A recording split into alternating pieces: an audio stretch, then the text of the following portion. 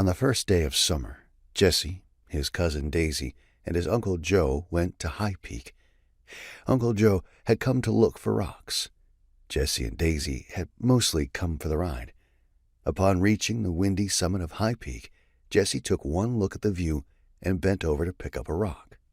It made him feel dizzy to look down from the mountain, which was doing a pretty good job of living up to its name.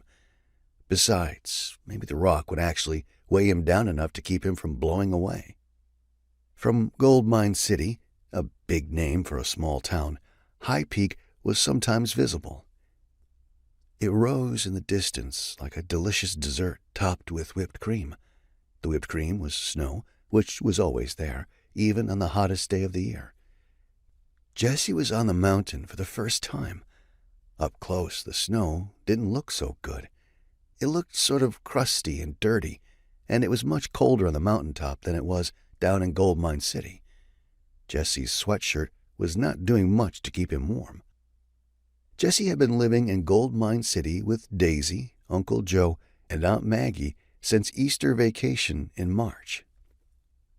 His parents were in Africa, setting up a children's clinic in a village in Tanzania.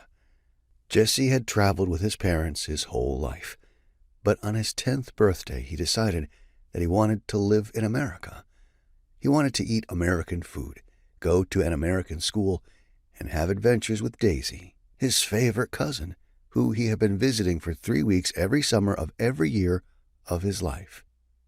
These days, Jesse wore 2 watches on his left wrist, one with a blue band and one with a black band. The watch with the black band told him the time in Gold Mine City. The watch with the blue band told him the time in Tanzania. It was 2 o'clock here and midnight there.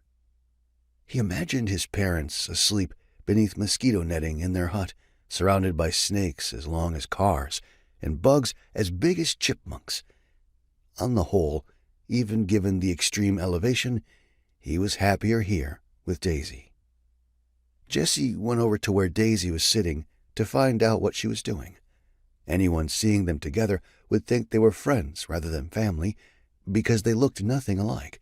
They were both 10 years old, but Jesse was small for his age and sturdy, with brown eyes and shaggy brown hair. Daisy was fair-haired and tall and thin. The wind whipped her hair, which was as pale and fine as corn silk. The tips of her ears, which poked through her hair like an elf's, were bright pink. The tip of her nose matched.